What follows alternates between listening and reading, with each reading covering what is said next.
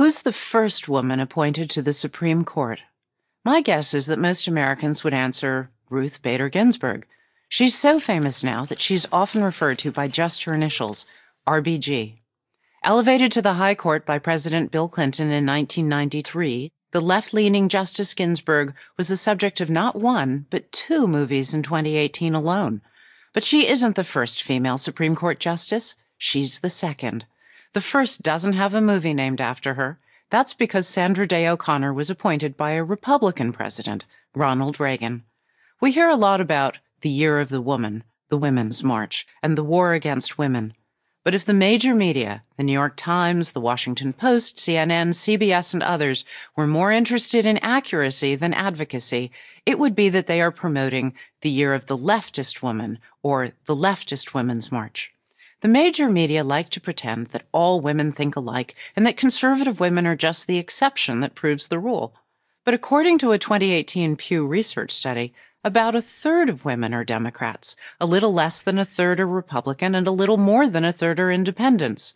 So if there are all these conservative women around, how does the media make it seem like they barely exist? They use 3 strategies. The first is omission. If you don't see something, you don't have to deal with it. Open up a glossy magazine. Every liberal woman is glamorized, stylishly dressed, beautifully photographed. Their personal stories are almost always an inspirational version of Joan of Arc. They have overcome overwhelming obstacles to make the world a more compassionate and tolerant place. Glamour magazine recognized 11 Democrat women among their 2018 Women of the Year. No Republican made the cut. First Lady Michelle Obama was on the cover of Vogue 3 times. First Lady and former fashion model Melania Trump? So far, not once. Every now and again, the major media will do a story about a female conservative to balance things out. But let's be honest, it's not balance, it's tokenism. The second strategy the media uses to diminish conservative women is mocking. Making fun of a woman's appearance discounts what she says. You would think the major media would resist this kind of objectification, but they don't, not if the target is a conservative woman. Sarah Huckabee Sanders, the White House press secretary, and Kellyanne Conway, the first woman to run a winning presidential campaign, are routinely belittled for their hair, their eye makeup, or their weight. Their significant accomplishments, in contrast, are rarely acknowledged. Why? Because the media doesn't like their boss, and it treats women who work for him as traitors to their sex.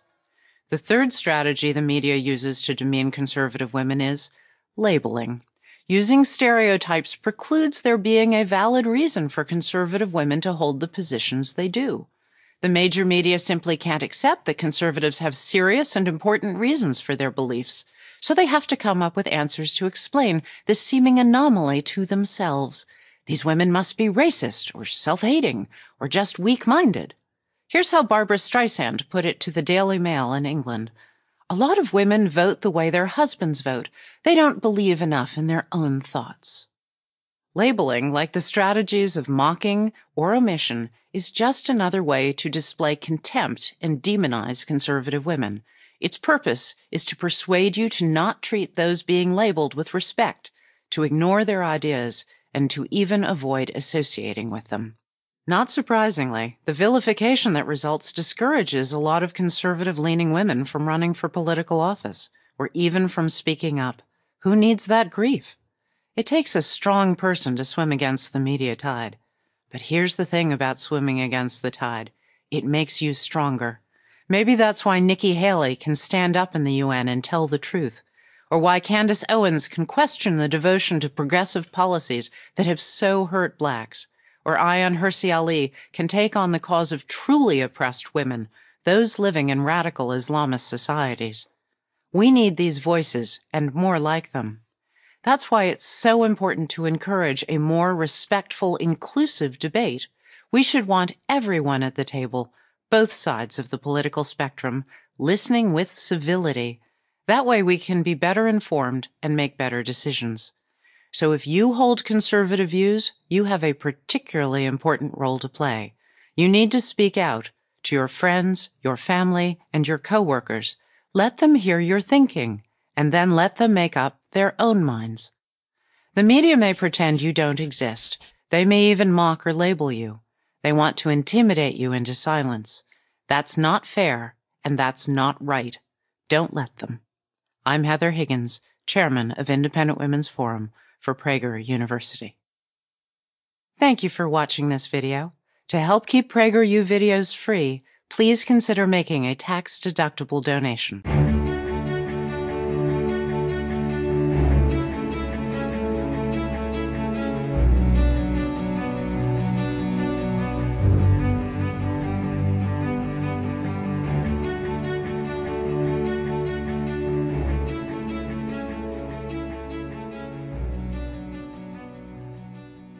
Was Jesus a socialist? Well, if socialism is nothing more than being kind to other people, then you might think the answer is yes. But you can be kind to other people and be a capitalist. John D. Rockefeller probably gave away more money than anyone in human history, and he was certainly a capitalist. Bill Gates and Warren Buffett have given away millions, too. To get an accurate answer to our question, we need to define socialism. Socialism is the concentration of power into the hands of government elites to achieve the following purposes: central planning of the economy and the radical redistribution of wealth. Jesus never called for any of that. Nowhere in the New Testament does he advocate for the government to punish the rich or even to use tax money to help the poor. Nor does he promote the ideas of state ownership of businesses or central planning of the economy. In Luke 12, Jesus is confronted by a man who wants him to redistribute wealth. "Master," the man says to Jesus, "tell my brother to divide the inheritance with me." Jesus replies, "Man, who made me a judge or divider over you?" And then he rebukes the man for being envious of his sibling. How about Jesus' parable of the talents? Talents were a form of money in Jesus' day. A man entrusted 3 of his workers with his wealth. The 2 who invested the money and made a profit were praised, and the one who buried his share so he wouldn't lose any of it was reprimanded. Sounds a lot more like an endorsement for capitalism than socialism, doesn't it? Yes, Jesus spoke of the difficulty for a rich man to enter heaven, but not because having money is evil. It's not money, rather it is the love of money, the New Testament tells us, that leads to evil. Jesus was warning us not to put acquisition of money and material possessions above our spiritual and moral lives. Was Jesus promoting a socialist model when he kicked the money changers out of the temple in Jerusalem? Again, the answer is no. Note the location where the incident occurred. It was in the holiest of places, God's house. Jesus was not angry at buying and selling in and of themselves. He was angry that these things happened in a house of prayer. He never drove a money changer from a marketplace or from a bank. Jesus advises us to be of generous spirit, to show kindness, to assist the widow and the orphan. But he clearly means this to be our responsibility, not the government's. Consider Jesus' Good Samaritan story. A traveler comes upon a man at the side of a road. The man had been beaten and robbed and left half dead. What did the traveler, the Good Samaritan, do? He helps the unfortunate man on the spot with his own resources. Ask yourself, to help the poor, would Jesus prefer that you give your money freely to the Salvation Army, for example, or have it taxed by politicians to fund a welfare bureaucracy? Progressives like to point out that Jesus said, "Render unto Caesar the things that are Caesar's, and unto God the things that are God's." But that has absolutely nothing to do with high taxes or wealth redistribution. It was the seed for the idea of separating church and state. It certainly wasn't the same as saying that whatever Caesar says is his must then be so, no matter how much he demands or what he intends to use it for. So there is no evidence that Jesus was a socialist, and there's lots of evidence that he supported free markets. In addition to the parable of the talents, Jesus offers his parable of the workers in the vineyard. In it, a landowner hires some laborers to pick grapes. Near the end of the day, he realizes he needs more workers to get the job done. To recruit them, he agrees to pay a full day's wage for just 1 hour of work. When one of the laborers who had worked an entire day complains, the landowner answers, I'm not being unfair to you, friend. Didn't you agree to work for a denarius? Don't I have the right to do what I want with my own money? That's a testament to the principles of supply and demand, of private property, and of voluntary contracts, not socialism. Jesus never endorsed the forced redistribution of wealth. That idea is rooted in envy, something that he and the 10th of the Ten Commandments railed against. Most importantly, Jesus cared about helping the less fortunate. He never would have approved anything that undermines wealth creation. And the only thing that has ever created wealth and lifted masses of people out of poverty is free market capitalism. Read the New Testament. The plain meaning of the text is loud and clear. Jesus was not a socialist. He couldn't be. He loved people, not the state. I'm Lawrence Reed, president of the Foundation for Economic Education for Prager University.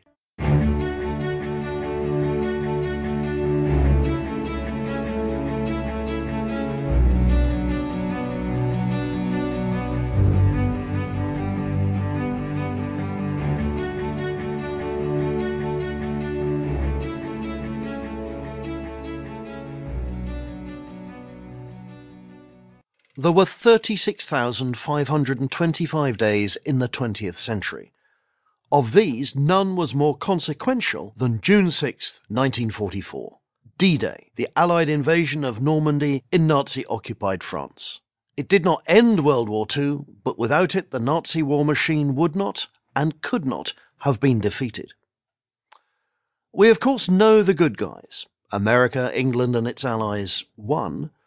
But in 1944 there was no certainty of success. In fact, there was just as much doubt as confidence.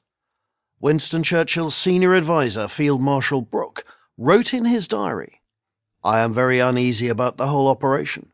It may well be the most ghastly disaster of the whole war." Brooke's fears were entirely reasonable.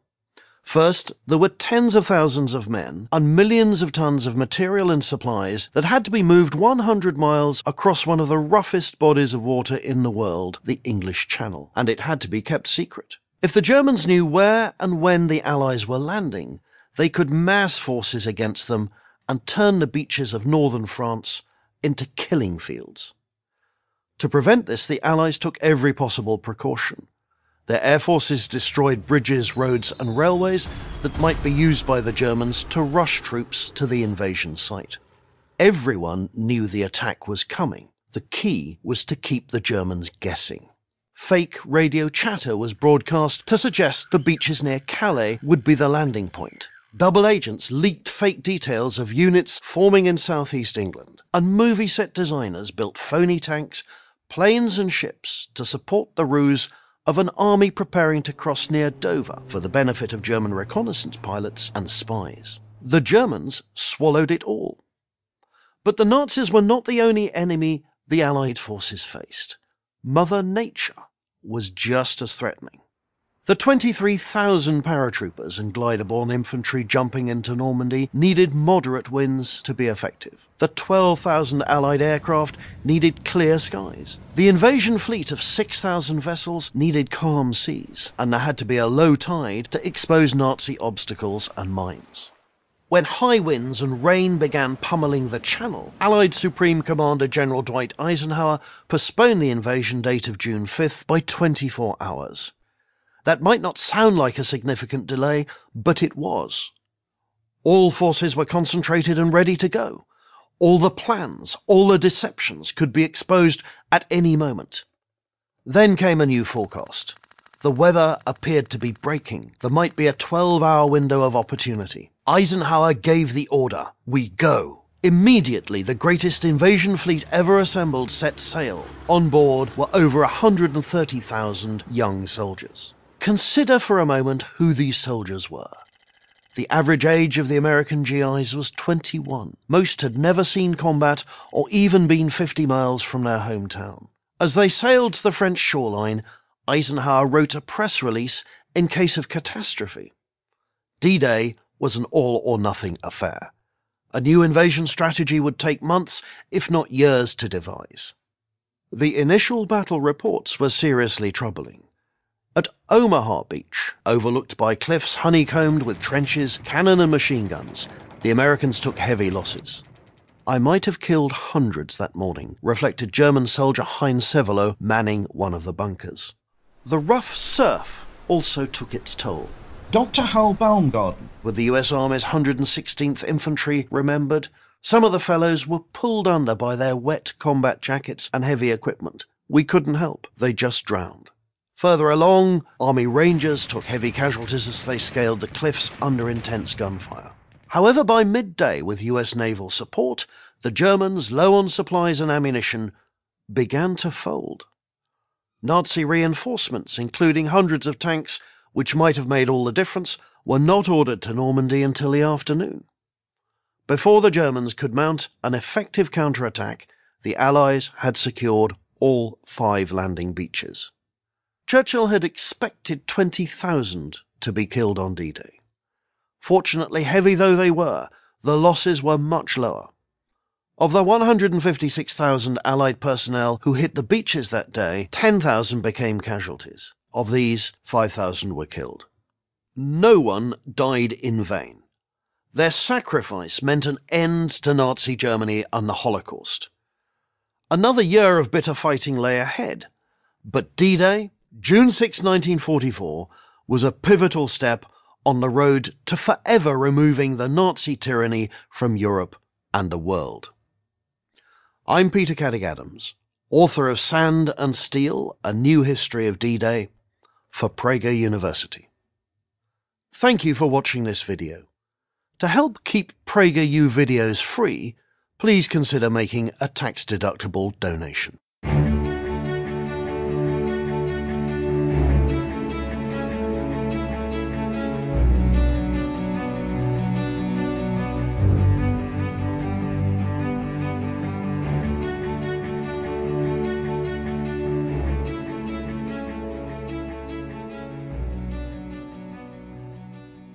In the 1958 movie The Blob, starring a young Steve McQueen, a giant expanding mass, a blob, threatens to destroy an entire town and everyone in it. It keeps growing and growing and no one can stop it. The United States debt is like that blob. Unlike the fictional blob, it threatens to destroy more than an entire town, it threatens the entire nation. Where is Steve McQueen when you need him? Here are some numbers. The national debt currently stands at $22 trillion. That's trillion with a T. 10 years ago, it was $10 trillion. 10 years from now, it's projected to be $34 trillion. The interest payment on our debt is currently $300 billion per year, heading towards a projected $1 trillion within a decade. At that point, a fifth of all federal taxes will go towards the interest on the debt. Not education, infrastructure, and defense. You know, the stuff government is supposed to do. And that's with historically low interest rates. Imagine if those rates normalized. Well, maybe you don't want to imagine it, because that picture is very dark. In a better world, voters would be marching on Washington demanding that our politicians dig us out of this hole before we're buried in it. In the real world, almost no one cares. But we should care. And any thinking person, left or right, understands why. No individual and no nation can accumulate debt indefinitely. Europe was able to bail out Greece with some loans a few years ago. But Greece is a small country. If the US goes boom, there's going to be no one to bail us out. So what's driving the debt? And more importantly, how do we drive ourselves out of it? The debt has been growing for decades. It got supercharged by the 2008 recession. Revenues fell while spending soared. Under President Obama, the debt doubled from $10 trillion to $20 trillion. In the first 2 years of the Trump administration, we've added another $2 trillion. So what are we to do? First, we need to identify the primary source of the problem. It's pretty basic.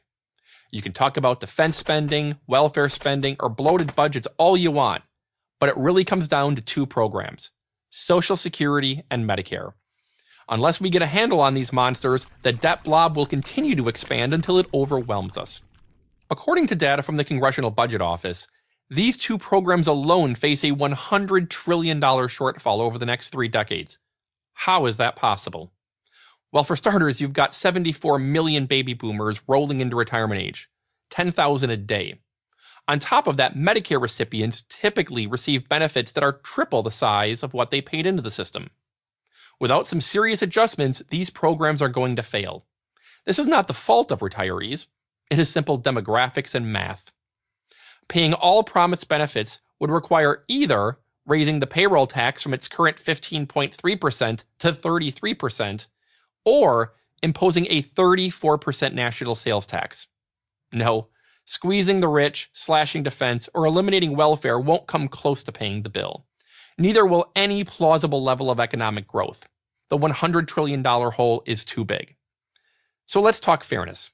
If mom and dad can't make the mortgage payment, they don't tell the kids to get full-time jobs to make up the shortfall. They move to a different house that matches their budget. Likewise, when America promises senior citizens benefits far exceeding what they paid into the system, we should not tell young working families that their taxes must be doubled or tripled. We should instead pare back those benefits to an affordable level. That's only fair and sensible, right? But when it comes to the debt, neither of these qualities seem to figure in. So what can we do? More to the point, what can you do? First, be sure to save for your own retirement. Do not overly depend on a government that has promised more than it can possibly pay out to take care of you. Second, tell Washington to get a spine and deal with Social Security and Medicare. People live a lot longer than they did when Social Security was first conceived in 1935. We need to gradually raise the Social Security eligibility age to reflect that. It's now 66. We need to get it to 68 and then 70. That's pretty straightforward. Medicare is trickier. But a good solution already exists, amazingly within the Medicare system: the prescription drug program. Almost unprecedented among government programs, this one has come in below initial projected costs. Why? Because insurance companies have to compete for seniors' prescription drug business. So let's give seniors more options to shop around for the Medicare plans they want. More choice and competition would stabilize costs and give us a fighting chance to keep Medicare solvent. So are any of these ideas being seriously discussed in the halls of government? We all know the answer to that question. Here comes the blob. I'm Brian Riedel, Senior Fellow at the Manhattan Institute for Prager University.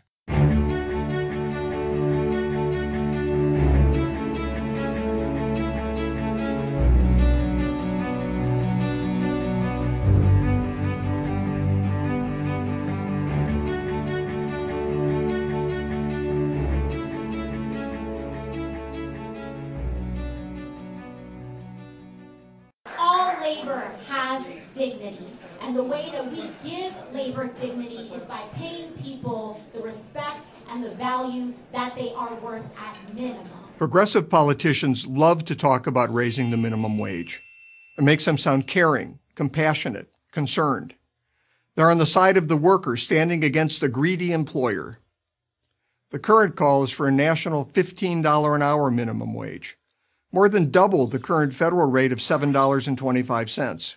We have to make one fair wage, and we have to raise the national minimum wage to $15 an hour, nothing less. The left casts the minimum wage debate as a war between employee and employer. It's not a job, it's indentured servitude. But most business owners pay their workers as much as they can.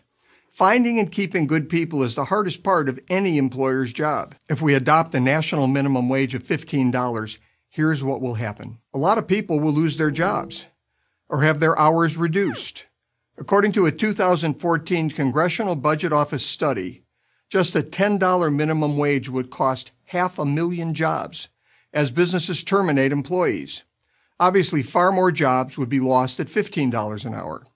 To survive, employers would have to reduce hours, even for workers who manage to keep their jobs. That's a pay cut. It is good for business everywhere. It's good for small business. It's good for workers. The only thing it's not good for is the major chain corporations that depend on the exploitation of people. Businesses will close, and the jobs they created will disappear. A recent report from researchers at the Harvard Business School found that each $1 increase in the minimum wage results in a 4 to 10% increase in the likelihood of restaurants closing. An over $7 an hour increase to $15 would be devastating, not only for restaurants, but for small businesses and their employees. Good for small business, it's good for workers. Fewer people will open businesses. $15 an hour is a very steep hill to climb. Would-be entrepreneurs will do the math on labor costs and realize it's just not worth the risk. This is a real cost to the economy that we can't measure. A company that never exists never employs anyone. Most of all, I'm thankful for all of these workers for realizing that everybody here deserves dignity and everyone here deserves a beautiful life and the ability to raise your family. If a $15 minimum wage doesn't help workers and doesn't help employers, who exactly does it help? Well, maybe just the progressive politicians who manage to mislead voters into believing that it's the right thing to do. Sounding caring, compassionate, and concerned is all well and good, but having a job is better. I'm Andy Puzder for Prager University.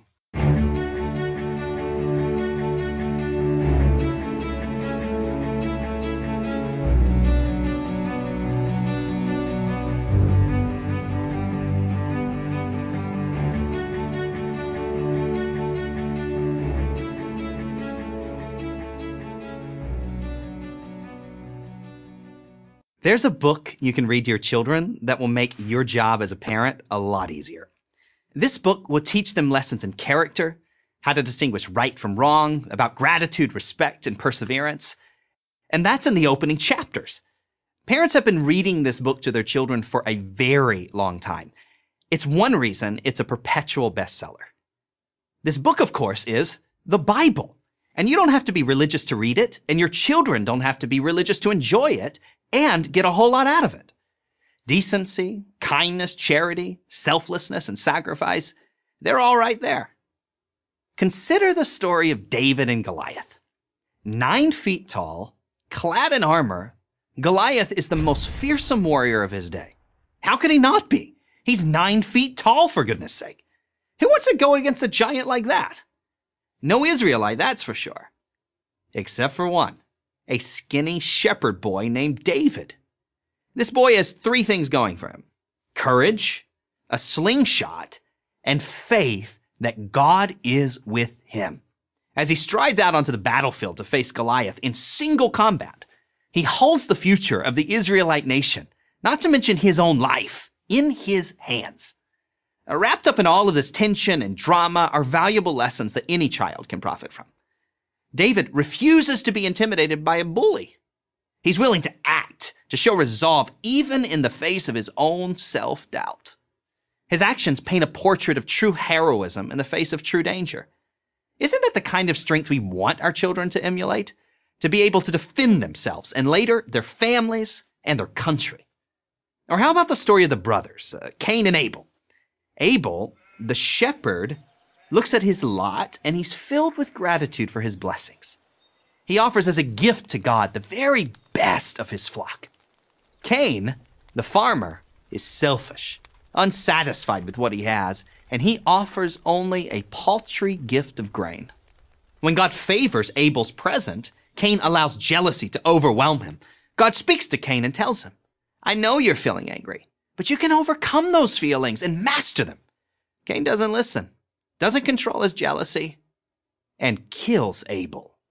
When God asks Cain, "Where is Abel, your brother?" Cain lies and says, "I do not know." And then, "Am I my brother's keeper?" Yes should have been Cain's answer to his own question. We are responsible for ourselves, and we have an obligation to others. We all have emotions and passions, but God has given us the tools to master those emotions. And master them we must if we are to live a productive and ethical life. Most important of all, life is a gift from God. We have no right to take it away from the innocent. Murder is evil. All these lessons are contained in this one story. The stories of David and Goliath and Cain and Abel are only 2 examples of the many invaluable lessons the Bible offers to children. Think of a lesson, and there's a Bible story to teach it. About family dynamics, friendship, forgiveness, leadership, humility, about what is important and what is not. The Bible also teaches children, more effectively than any book ever, that they are not the center of the universe. They're accountable to their parents and to God.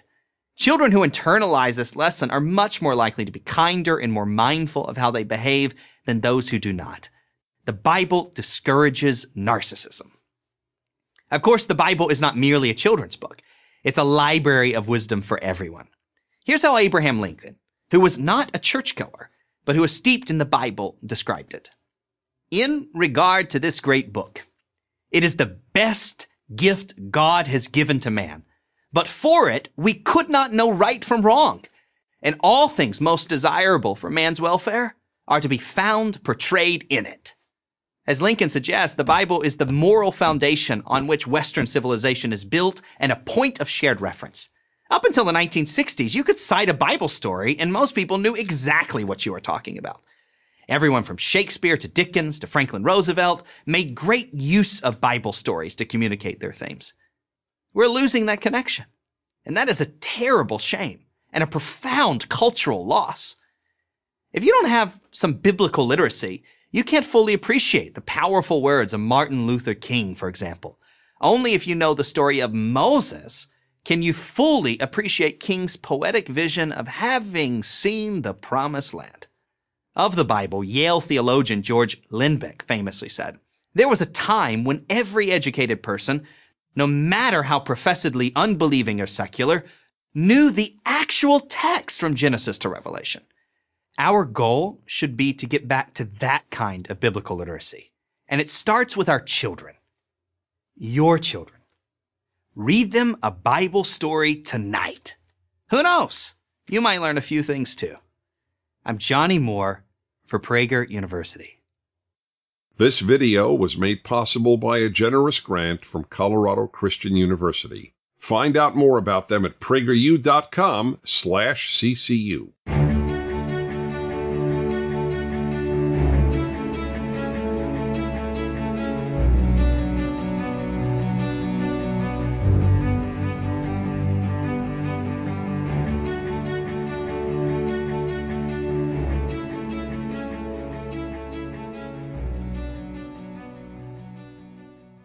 Today we celebrate the 4th of July and America's independence. We here at PragerU are 1776% sure that the whole world should be grateful for American exceptionalism and all of the things that America has given the world, including the internet, blue jeans, the assembly line, a venti iced soy milk latte with whip from Starbucks, airplanes, Bud Light, the jukebox, Disney movies, baseball, Peyton Manning, traffic signals, rock and roll, iPhones, dental floss, Chipotle, McDonald's, the refrigerator, the television, Garth Brooks, the ski lift, microwave popcorn, chemotherapy, fortune cookies, the blender, Uber, Star Wars, the spork, electric guitars, MRI machines, summer camp, the space shuttle, sending a man to the moon. Coincidence? I think not. Potato chips, video games, the light bulb, washing machines, the Kodak camera, cotton candy, sunglasses, skee ball, Post-it notes, the fire hydrant, chocolate chip cookies, cheeseburgers, s'mores, the human genome, email, Clint Eastwood, the Segway, the telephone, contact lenses, defibrillators, the escalator, the remote control, bourbon, the hearing aid, air conditioning, the surfboard, computers, and of course, Chick-fil-A. So happy birthday, America, and thank you for all that you've given the world. I'm Isabel Brown for Prager University.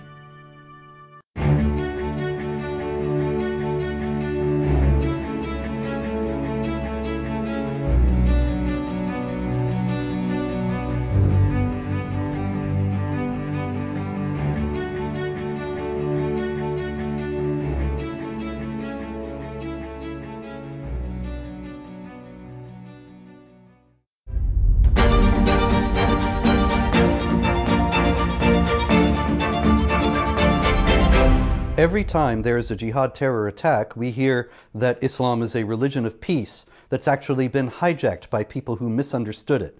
In reality, Islam is just the opposite of a religion of peace. It is the only religion that has a developed doctrine, theology, and legal system mandating warfare against unbelievers.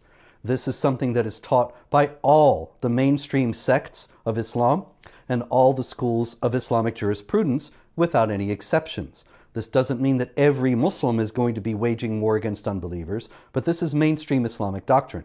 To believe that Islam is a religion of peace is to believe that Muslims, not only all over the world today, but throughout history, have misunderstood their own religion so drastically as to think that it is calling them to do acts of violence in order to gain the favor of Allah when it is actually teaching peace. This strains credulity way beyond the breaking point.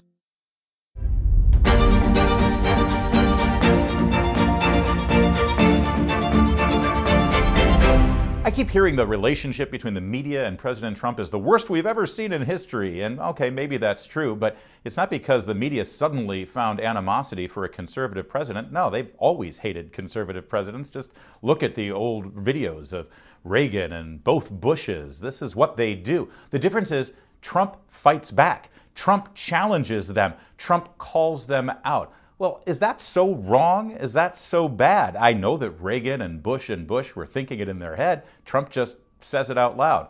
Listen, when your parents were raising you, did they tell you that if someone was mean to you and called you names and said lies about you, that you should just smile and be nice to them and walk away? Or did they say, hey, stand up for yourself, speak out for yourself, and fight back? Well, that's what he's doing, and there's a lesson to be learned there. Because when they lie about him, they're lying about you. So fight back.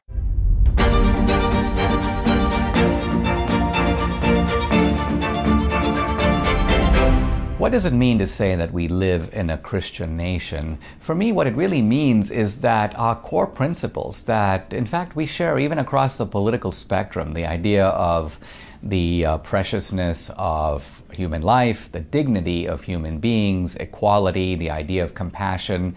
These are all the legacy of Christianity. The proof, by the way, is look at the world before Christianity, in pre-Christian Greece and Rome. These values really did not exist, at least not in their current form. When Jefferson sat down to write where our rights come from, he could think of only one source, the Creator. And it is the theological principle that we are created equal in the eyes of God. This notion of moral equality translates into a political corollary, which is that no man has the right to rule another without consent. That becomes not only the core principle of anti-slavery, but very interestingly, the core principle of democracy. Because what's democracy based on? No man has the right to rule another without consent.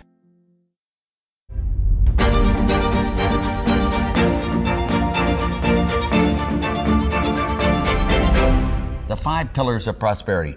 Number 1, a low, broad-based, flat tax to provide the least incentives for people to evade, avoid, or otherwise not report taxable income. Number 2, spending restraint. As Milton Friedman said, spending is taxation, and it is. Spending, low rate, broad-based, flat tax, spending restraint, sound money. There's nothing that can bring an economy to its knees quicker than unsound money. Then you have regulatory reform, where you have regulations, we all know we need them, but not to go beyond the specific purpose at hand and cause collateral damage. And lastly, free trade. There are some things we do better than foreigners and some things foreigners do better than we do. We and they would be foolish in the extreme if we didn't sell them those things we make better than they do in exchange for those things they make better than we do. Low rate, broad-based, flat tax, spending restraint, sound money, free trade, minimal regulations, and you'll have a prosperous economy.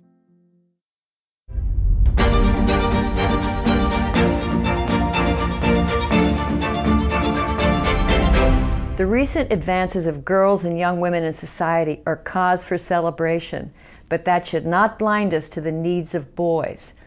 Boys in all ethnic groups and social classes are far less likely than their sisters to feel connected to school, to earn good grades, or to attend college. Our schools are becoming hostile environments for boys and young men. We badly need boy-friendly classrooms and teaching styles. But where are they? Too many educators are carried away with gender theories that view girls as victims and boys as oppressors. Increasingly, conventional boyishness is viewed as a pathology in need of a cure. That's absurd. Educating children is not a zero-sum game, and divisive gender politics do not belong in the classroom. Now, our schools have offered untold number of admirable and effective programs to strengthen girls in areas where they languished, math and science. Now let's do the same for boys.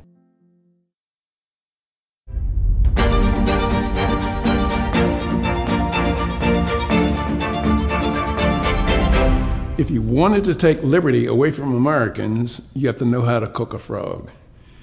You can't put on a pot of boiling water and then throwing the frog in the water, because his reflexes are so quick that as soon as his feet touched the water, he would hop away and be free. Leonard Read said the only way to cook a frog is to put on a pot of cold water, put the frog in the water, and heat it up bit by bit. And by the time he realized he was being cooked, it was too late. That's the same thing with Americans. If anybody talked about taking all of our liberties away all at once, we would righteously rebel. But they can talk about taking away our liberties bit by bit. And that is precisely what is happening in our nation.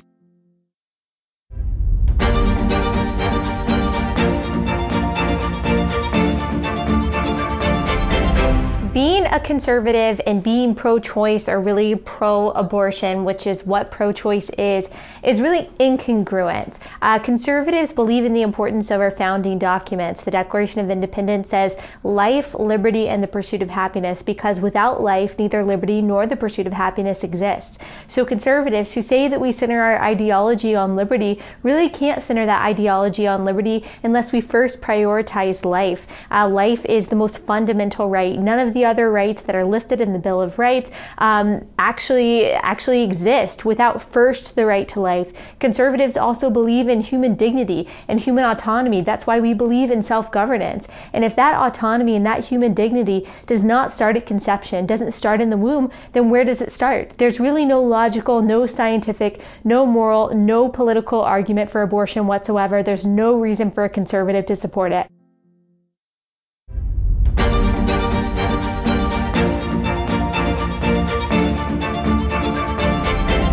The left has been very clever about attacking masculinity, because I'm not the most masculine exactly. I'm not an Adonis of a person precisely, but they've attacked manliness itself. They've attacked the virtues. We live in a culture that's after virtue. Virtue comes from vir, it means man. So they harp on toxic masculinity, but manliness has two sides. It's got a brutishness and it's got gentlemanliness. So what the left first did is they said, stop being a gentleman. Don't hold the door, don't pay for the check, don't pull a chair out for a woman, never do any of that. So, okay, men, stop doing that. All that's left is the brutishness. So now they talk about toxic masculinity. They say, don't be a toxic masculine person. All that's left is toxic masculinity. Now they're attacking that too. It's an attack on the virtues, it's an attack on manliness, and men in America need to recover it.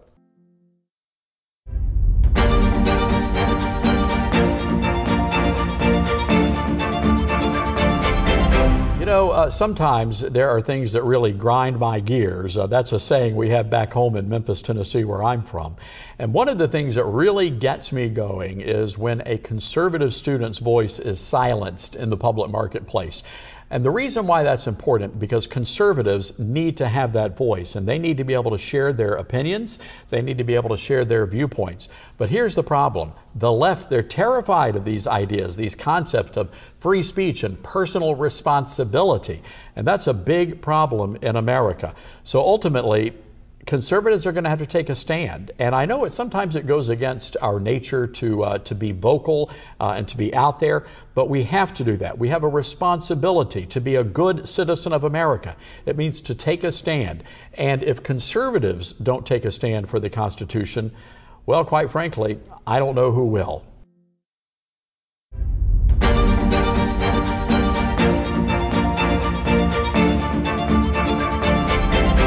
Debate liberals, do it. Go out there and debate them. Whether you start on Twitter, whether you start in your dorm room, whether you start with your family, the best way to learn how to debate liberals is to do it. One of the things that holds us back is fear. We're fearful, we're scared that we're not going to know what to say. We're fearful, we're scared that they're going to trip us up. Let them. Learn their talking points. Learn why they believe what they believe. Learn what they say in every particular situation. Learn why you believe what you believe, and then you'll be able to counter it. Do not Drop to their standards. Don't be ruthless. Don't be mean. Don't be personal. Don't hurl ad hominem attacks. Be professional.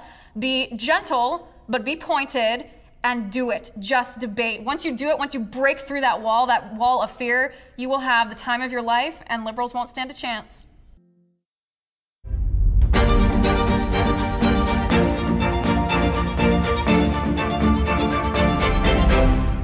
There's an argument going on in America today amongst the youth. Socialism or capitalism? And wherever you turn on the radio or TV, what do you find from the left? Talking down about America, talking down about capitalism, and talking up about socialism, as if the media wants socialists to win. But if the socialists won, those in the media would be out of business. If you want to live in a socialist society, move to one like Venezuela. Ask the people there, why are you leaving? Why are people coming to America and not leaving America to go to Venezuela? Because we have a free country, a free nation, freedom to make a living, freedom to buy a car, freedom to buy a house, freedoms they don't have in a socialist society. America is free because of our founding fathers, putting together a great Constitution. Read it, live it, and uplift America, and don't look down on her any longer.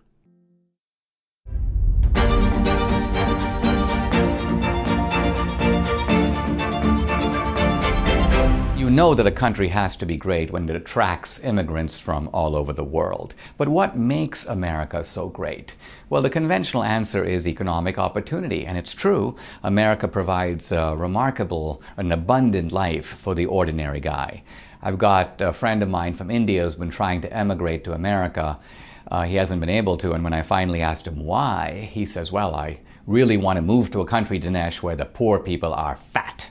And that's the abundance of America. But for me, America has a second related benefit. It's a place where you get to write the script of your own life. You're the architect of your own destiny. In America, your destiny isn't given to you, it's constructed by you. So to me, it's this concept of the self-directed life, of being in a sense in the driver's seat of your own future. That's what makes America such a magnet for the world.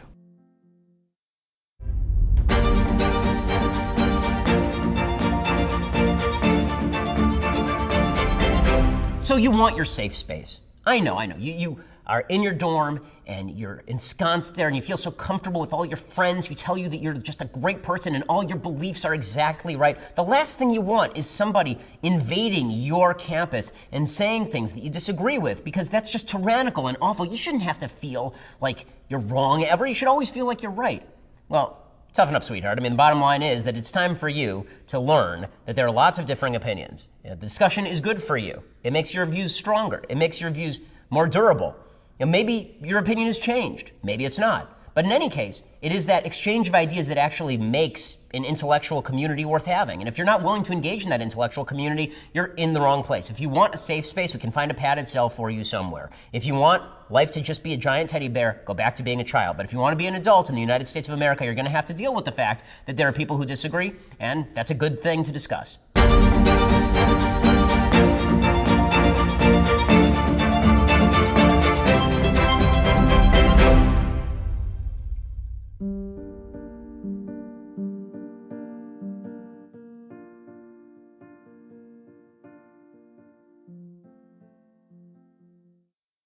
So you want your safe space. The last thing you want is somebody invading your campus. You should always feel like you're right. Freedom is not an abstraction. It affects our happiness and our ability to flourish. It is very seldom that liberty of any kind is lost all at once. It's always lost bit by bit. We have protection of freedom of speech. If we said only things that other people liked, we'd have no reason to protect it. Notice that when Jefferson looks for a source of our rights, can only find one, and that's the Creator. We are a country that respects religious liberty. That key value has been enshrined in our founding documents. We are created equal in the eyes of God, the core principle of democracy. To believe that Islam is a religion of peace is to believe that Muslims throughout history have misunderstood their own religion. Life is the most fundamental right. None of the other rights that are listed in the Bill of Rights actually exist without first the right to life. Free markets fundamentally run on service, not to make everyone's outcomes equal. We are diverse people with diverse skills and diverse talents. Femininity is one of the graces of our world, one of the things that makes life worth living. Feminism has sucked all the joy out of that. They've attacked manliness itself. They've attacked the virtues. Virtue comes from vir, it means man. To pretend that a man is a woman, if he believes he is a woman, nobody should be mistreated. But that's not the same thing as requiring that people say objectively untrue things. If I believe I am something that I am not, it does not make me that thing.